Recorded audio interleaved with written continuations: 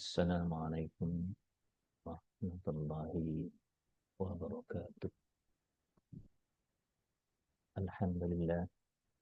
Wassalatu wassalamu ala nabiyina Muhammadin Rasulillah. Asyhadu an la ilaha illallah wahdahu la syarika lah. Wa asyhadu anna Muhammadan abduhu wa rasuluh. Allahumma salli wa sallim ala nabiyina Muhammadin wa ala alihi wasallam. Saudara sekalian, pada pertemuan kali ini mari kita senantiasa mengucapkan puji syukur kehadirat Allah Subhanahu wa taala dan bersalat pada Nabi Muhammad SAW karena kita masih bisa diberikan kesempatan untuk berinteraksi, dan mudah-mudahan pada pertemuan kali ini mendapatkan rahmat dari Allah Subhanahu wa taala. Salawat dan salam mari kita sampaikan pada Nabi sallallahu alaihi wasallam. Saudara sekalian, pada pertemuan kali ini kita tentang pembinaan dan terapi aktivitas kelompok atau TAK lansia. Kemudian kita dapat mengambil ilmunya dan bisa untuk melakukan tindakan-tindakan baik itu untuk kepentingan profesi maupun untuk kepentingan kita pada saat menghadapi orang tua kita atau pada saat kita menghadapi sanak saudara kita atau masyarakat yang ada di sekitar kita. Baik, saudara sekalian, kita akan mulai kita akan mengenal apa itu lansia, saudara sekalian. Ya, paling tidak kita akan mengenal lansia. Yang pertama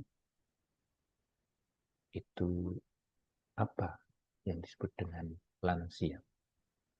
Lansia adalah seorang yang telah mencapai usia 60 tahun atau lebih, yang itu sesuai dengan undang-undang kesehatan di Indonesia, dan mereka juga untuk seorang lansia mencapai 60 tahun ke atas di undang-undang lansia paling tidak bisa melakukan aktivitas yang sebaik-baiknya. Kemudian yang berikutnya adalah tahap kehidupan lansia. Itu adalah merupakan tahap kehidupan yang berharga, saudara sekalian. Karena lansia adalah merupakan sumber pengalaman dan kebijaksanaan. Karena seorang lansia itu sudah melewati semua tahapan-tahapan dari kehidupan. Mulai dari dia neonata, kemudian bayi, infant, toddler, remaja, dewasa, dan sebagainya itu sudah terlewati untuk fase kehidupannya. Sehingga praktis untuk pengalaman lansia itu adalah pengalaman yang sudah komplit, sehingga sudah tumbuh rasa kematangan diri dan kebijaksanaan di dalam mengarungi kehidupan.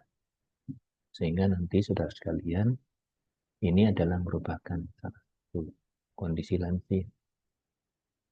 Maka dari itu, untuk tujuan dari pembinaan lansia itu paling tidak adalah bisa membantu lansia mencapai hidup yang berkualitas, hidup yang optimal, baik dipandang dari sisi fisik, mental, dan sosial. Maka dari itu, untuk kondisi lansia, karena masing-masing lansia itu berbeda-beda, sehingga kita butuh melakukan pembinaan dan butuh melakukan aktivitas untuk mendukung supaya lansia itu tetap dalam kondisi kualitas hidup yang baik atau kualitas hidup yang optimal. Baik, saudara sekalian, ini kita akan melihat bahwa kondisi lansia itu saudara sudah sangat paham. Untuk kondisi lansia itu akan terjadi ada perubahan-perubahan.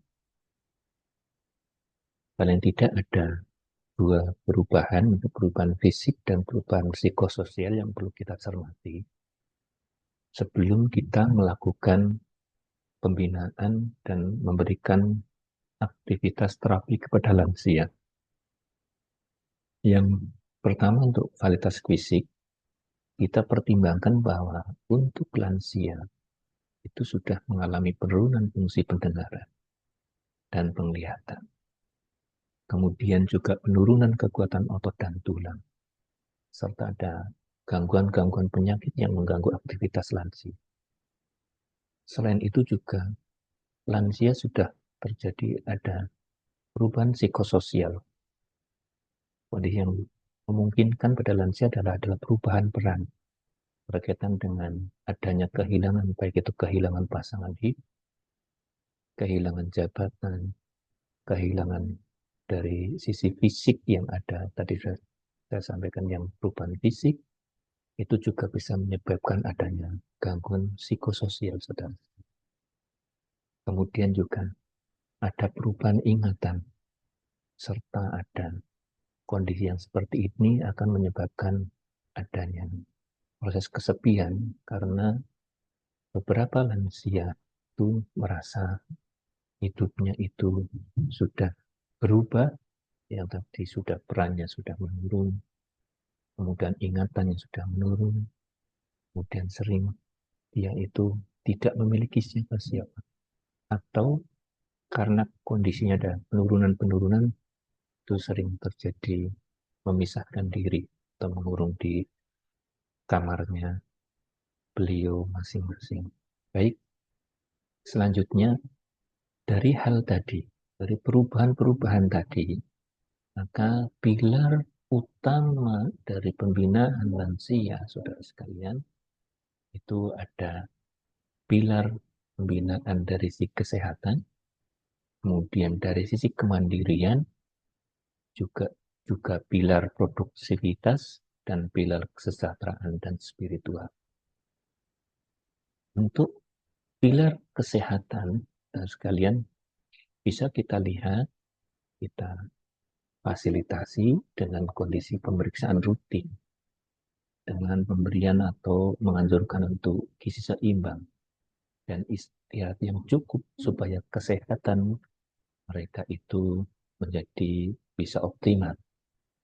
Kemudian untuk kemandirian, saudara sekalian, kita usahakan bahwa pun lansia kita tetap berikan aktivitas dasar secara mandiri. Itu sesuai dengan kemampuannya, saudara. Misalnya ada mandi, makan, berpakaian, selama beliau itu mampu, maka kita berikan aktivitas itu secara mandiri. Nah, yang kita termasuk misalnya nanti kalau apa yang dibutuhkan, kita harus evaluasi atau kita harus kaji terlebih dahulu sejauh mana kita harus membantu. Karena apa? Kemandirian ini justru kadang-kadang menjadikan beliau atau para lansia itu merasa diberikan otonomi, saudara sekalian. Kemudian yang berikutnya itu adalah produktivitas. Pilar produktivitas ini itu paling tidak lansia tetap diberikan kesempatan untuk aktif berkarya sesuai dengan kemampuannya, ya sudah kan, dengan pertimbangan kemampuannya masing-masing. Sehingga kalau mereka memiliki hobi dan memiliki teman-teman yang bisa melakukan aktivitas untuk meningkatkan produktivitas kerjanya, itu bisa dilakukan. Misalnya hobi menyanyi, atau hobi untuk merawat kebun, dan sebagainya. Ini bisa dilakukan. Namun dengan memperhatikan sesuai dengan kemampuannya. Kemudian untuk kesejahteraan dan spiritual, ini bisa kita lakukan kepada mereka untuk dianjurkan aktif kegiatan keagamaan. Karena apa? Karena sisa umur kehidupannya itu paling tidak sudah terbatas, sehingga menggunakan sisa kehidupan umurnya untuk mendekatkan diri kepada Sang Pencipta bagi Islam yang kepada Allah Subhanahu wa Ta'ala, dan menjaga hubungan harmonis terhadap sesama. Karena dengan kesan yang menjaga hubungan yang harmonis itu, mereka itu akan terjaga, terjalin hubungan yang baik, sehingga akan merasa menjadi bagian dari kehidupan mereka, dan mereka akan meningkat harga dirinya. Maka dari itu, saudara sekalian, nanti pembinaan lansia itu berfokus pada 4 pilar ini ya, saudara. Jadi ada kesehatan, kemandirian, produktivitas, dan kesejahteraan, serta spiritual. Baik, kita lanjutkan. Kita beralih kepada terapi aktivitas kelompok. Salah satu kegiatan yang mendukung adanya pembinaan lansia, kita bisa melakukan terapi aktivitas kelompok. Apa yang disebut dengan terapi aktivitas kelompok?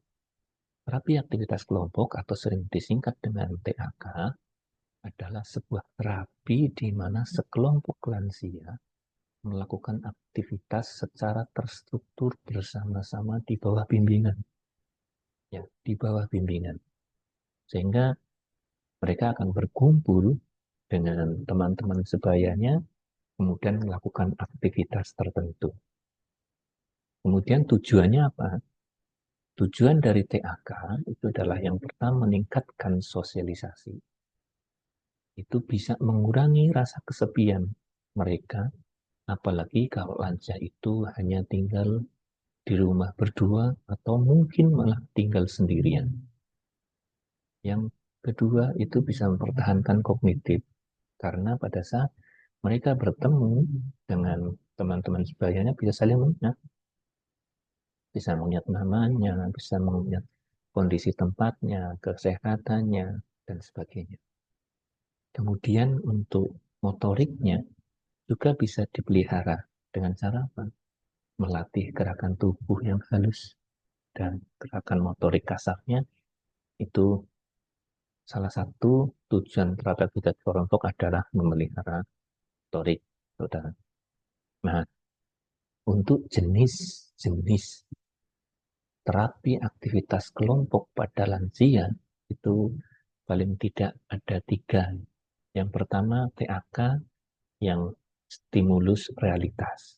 Kemudian terapi aktivitas kelompok dengan stimulus sensorik, dan terapi aktivitas kelompok dengan sosialisasi aplikasi.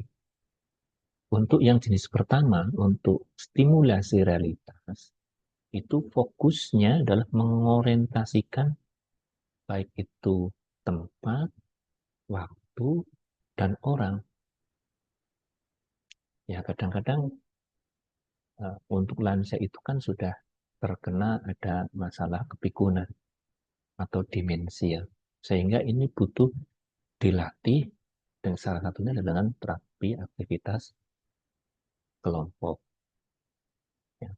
Kemudian contohnya ini adalah diskusi dengan berita hari ini menyebutkan tanggal kejadian, ya, kejadian, kemudian nama-nama figur, bisa jadi misalnya presidennya siapa, kemudian pahlawan siapa, itu bisa. Kemudian kejadian-kejadian tertentu pada tanggal berapa, bahkan sekarang gitu ya, diminta untuk menyebutkan sekarang hari apa dan tanggal berapa. Itu salah satu stimulus untuk realitas. Kemudian adalah stimulus sensorik. Fokusnya dalam merangsang panca indera. Karena tadi untuk perubahan secara fisik itu terjadi ada penurunan penglihatan, pendengaran. Sehingga kita bisa menstimulasi dengan TAK, ini contohnya dengan mendengarkan musik, mencium aroma, dan kalau orang Islam ya diberikan murotal Al-Quran, dan kalau perlu itu juga untuk melihat objek-objek yang ada, supaya terlihat kalau objek itu kan bisa untuk merangsang sensorik dari penglihatan. Kemudian bacaan murotal itu dari si pendengaran. Kemudian mungkin juga akan diberikan apa ini untuk misalnya diminta untuk ngopi dan teh, membedakan mana kopi dan teh karena sudah ada penurunan. Kemudian yang ketiga itu jenis THK yang merupakan sosialisasi atau rekreasi.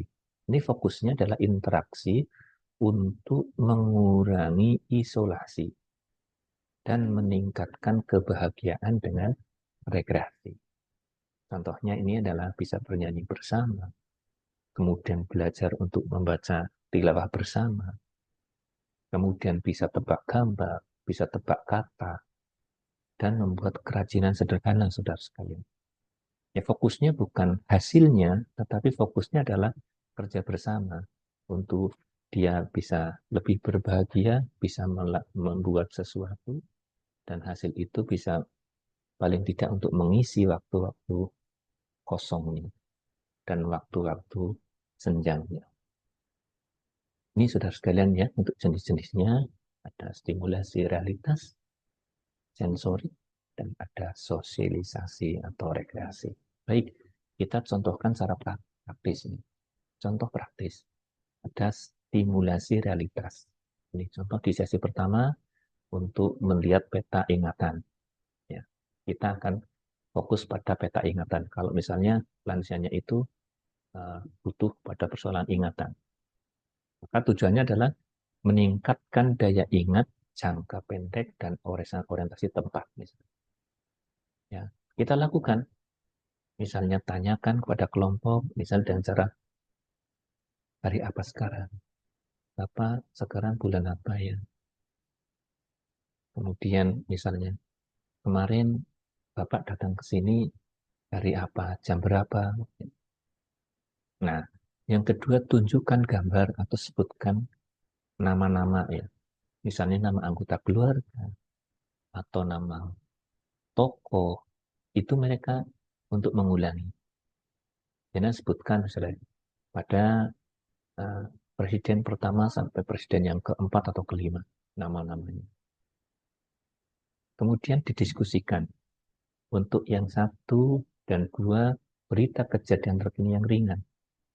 Jadi ada berita-berita, ini diskusikan antara satu dan dua berita yang diskusikan. Ada, misalnya ada berita, sekarang ada berita misalnya ya, ada gempa. Gempa kemarin Bupati datang ke tempat itu. Nah, tahu nggak saat itu, misalnya gempanya di lokasi mana? Ya, lokasi mana? Misalnya lokasinya di tempat dekat, misalnya desa dekat sebelahnya. Misalnya ada di daerah Kebumen atau gempanya di Purworejo. Tahu nggak? Nah, makanya bisa nanti saudara ditanyakan gempa ini terjadi sekian dan terjadi di Purworejo dan kemarin Bupati Kebumen juga ikut rawuh ke Purworejo. Sebutkan, tahu nggak daerah Purworejo Bapak atau Mbak? Ngerti nggak? Sudah pernah ke sana belum? Oh, sudah ngerti. Nah, Purworejo itu adalah di sebelah timur Kebumen misalnya. Nah, kira-kira durasi ini untuk THK stimulasi antara 30 sampai 40 menit. Catatan untuk kita, saudara sekalian, ini kelihatannya sederhana. Tapi sangat penting ya untuk memastikan mereka tahu siapa diri mereka dan di mana mereka saat ini. Karena biasa untuk orang yang lansia sering terjadi demensia, kadang-kadang sudah tidak kenal orang, tidak kenal waktu, bahkan kadang-kadang tidak kenal namanya sendiri. Makanya mulai dari perkenalan dengan nama dan tanya namanya, bisa jadi namanya bisa lupa. nama tanggal lahir mereka. Kadang-kadang kalau tanggal lahir mungkin lupa ya, tapi nama kadang-kadang yang bisa lupa. Nah, ini saudara sekalian manfaat dari stimulasi realitas ya. Ini contoh lagi misalnya di sesi kedua misalnya kita buat dengan sosialisasi rekreasi atau ini TAK dengan sosialisasi atau dengan rekreasi. Ini contohnya kita dengan mereka diminta untuk membuat sesuatu atau ini berkarya dan bernyanyi. Tujuannya adalah untuk meningkatkan suasana hati dan mengasah motorik halus mereka dan interaksi dengan sesama lansia. Aktivitasnya apa? Misalnya membuat kalung atau manik-manik. Itu misalnya kalau di daerah Kebumen ada jenitri itu dengan menggunakan jenitri sudah dilubangi, untuk tinggal nyambung-nyambung. Atau mewarnai gambar pemandangan yang sederhana. Kalau orang tua ya mungkin perabotan yang gambar perabotan supaya sesuai dengan kondisi rumahnya. Kemudian yang berikutnya yang aktivitas B, ini untuk yang atas adalah untuk tangan dan bawah untuk gerakan. Misalnya diminta untuk menyanyikan lagu daerah yang ada di daerah masing-masing atau kesukaan lansianya, nyanyi lagu apa. Kemudian selain itu melakukan gerakan tangan misalnya dengan senam, ya senam lansia tapi diiringi dengan musik misalnya. Itu maksudnya itu yang perlu kita catat di dalam kita pikirkan bahwa aktivitas ini memicu hormon endorfin untuk menumbuhkan kebahagiaan dan melatih jari-jari agar tetap kuat dan lentur. Ini contoh, salah satu contoh. Dan ini contoh-contoh untuk TAK bisa disesuaikan dengan kondisi lansianya masing-masing, saudara sekalian. Nah, ini kira-kira jadi ada rangkaiannya kayak tadi, itu ada pembinaan lansia. Pembinaan lansia itu sesuai dengan kondisi perubahan-perubahan lansia, karena di perubahan lansia ada perubahan fisik dan perubahan psikologis. Hanya untuk mengatasi itu bisa kita lakukan pembinaan dan bisa kita lakukan pembinaan dengan menggunakan terapi aktivitas kelompok atau TAK. Tadi sudah ada stimulasi sensor, ada stimulasi realitas sebagai sensorik dan bisa menggunakan sosialisasi dan rekreasi. Termasuk tadi sudah dicontohkan dalam sosial contoh praktis sosialisasi dan ada TAK yang praktis untuk stimulasi realitas. Baik, kita akan masuk dengan peran keluarga dan komunitas untuk lansia. Peran keluarga dan komunitas untuk lansia. Jadi keluarga dan komunitas saat di rumah, saudara, itu untuk lansia berikan kesempatan untuk tetap mandiri sesuai dengan kemampuannya. Sekali lagi, berikan kesempatan mandiri sesuai dengan kemampuan. Kemudian yang berikutnya ada dengarkan cerita dan keluh kesah mereka. Ya, dengarkan keluh kesah mereka. Karena bisa jadi mereka tidak mau melakukan sesuatu karena teringat persoalan apa, misalnya persoalan cucunya, persoalan istrinya, dan sebagainya. Makanya yang berikutnya ajak komunikasi. Jangan sampai dia itu menyendiri atau disebut dengan isolasi. Apalagi ini diberikan kamar yang jauh dengan keluarga kalau masih campur dengan keluarga. Misalnya diberi kamar yang di paling belakang. Apalagi misalnya kamarnya pisah di luar. Jangan. Karena salah satu uh, perintah Rasul bahwa apabila kita sudah mendapatkan orang tua kita yang sudah lansia, maka jangan katakan, apalagi sampai mengisolasi. Katakan, aja nggak boleh. Sehingga intinya, makanya selalu diajak komunikasi, tapi dengan komunikasi yang baik. Kemudian kalau di komunitas, saudara sekalian, aktifkan posyandu lansia ya. Jadi anjurkan untuk periksa rutin untuk lansia. Ini penting, begitu mereka bisa memeriksa rutin ke posyandu, yang pertama bisa terpantau kondisi fisik dan psikologisnya, juga bisa meningkatkan kemampuan fisik dengan berjumpa dengan teman sebayanya. Kemudian fasilitas pertemuan arisan lansia. Kalau di masyarakat itu masih ada, tidak apa-apa. Kalau mungkin fasilitas-fasilitas ini sekalian digunakan untuk senam lansia, walaupun mungkin juga di posyandu dilakukan. Kemudian jaga lingkungan tetap aman dan dari yang kemungkinan bisa membahayakan lansia. Jadi lingkungan yang aman nih, yang bisa. Jadi kalau misalnya ada di tempat-tempat ada lansianya, disampaikan bahwa kamar itu sebaiknya yang lampunya terang misalnya, dan tidak licin. Dan misalnya untuk yang kamar-kamar butuh pegangan, diberikan pegangan. Contohnya kamar mandi. Kamar mandi untuk lansia, layaknya mesti ada pegangannya dan sebagainya. Itu atau di tempat-tempat umum ya, kamar mandi tempat umum yang ramah lansia mestinya ada pegangannya. Misalnya begitu. Ini saudara sekalian untuk peran lansia sehingga kita pada pertemuan kali ini kita bisa simpulkan bahwa kita paling tidak ya nanti bisa mewujudkan lansia yang tangguh, lansia yang mandiri, dan lansia yang sejahtera. Dengan apa? Jaga kesehatan. Jaga kesehatan dengan cara menjaga pola makan dan memberikan aktivitas fisik sesuai dengan kemampuannya.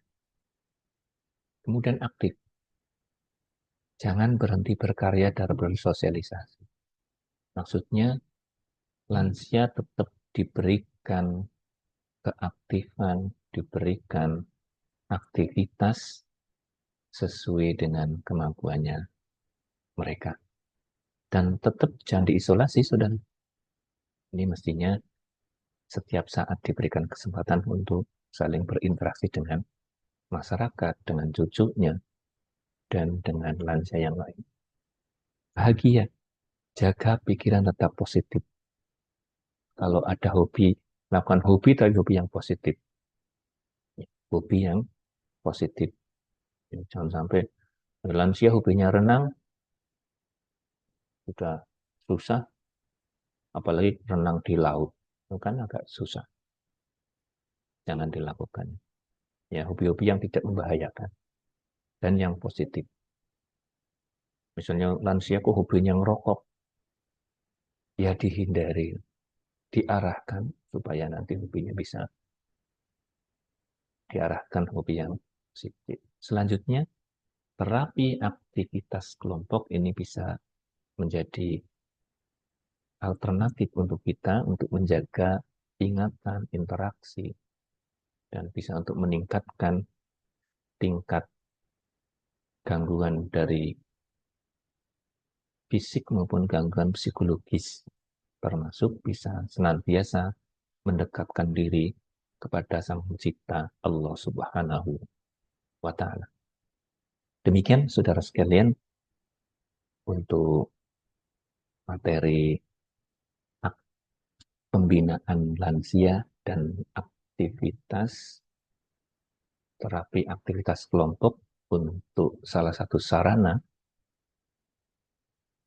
mengatasi gangguan-gangguan pada lansia atau meningkatkan kemampuan fisik dan meningkatkan kemampuan psikologis atau sosial psikologis pada lansia sehingga lansia tetap sehat, bahagia, dan selalu dapat mendekatkan diri pada Allah Subhanahu wa Ta'ala untuk mempersiapkan pertemuan kehidupan di akhirat.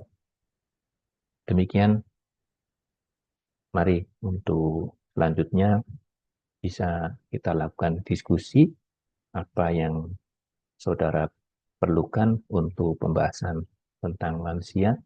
Bisa saudara lakukan diskusi dengan teman-teman saudara berkaitan dengan pembinaan lansia dan bagaimana strategi untuk melakukan aktivitas kelompok. Itu ya saudara sekalian. Banyak kekurangannya, Nanti saudara bisa lengkapi dengan membaca referensi dan bisa menelaah untuk materi ini. Dan yang paling penting, materi ini adalah bukan materi ilmu yang biasa, tapi ini adalah merupakan ilmu yang dibutuhkan untuk diamalkan. Maka supaya ilmu ini bermanfaat, maka amalkan, ya. Amalkan untuk merawat lansia-lansia yang ada di sekitar kita. Mudah-mudahan Allah selalu membimbing kita dan meridhonya. Terima kasih.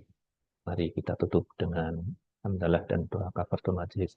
Alhamdulillahirabbil alamin. Subhanakallahumma wa bihamdika asyhadu an la ilaha illa anta astaghfiruka wa atubu ilaik. Assalamualaikum warahmatullahi wabarakatuh.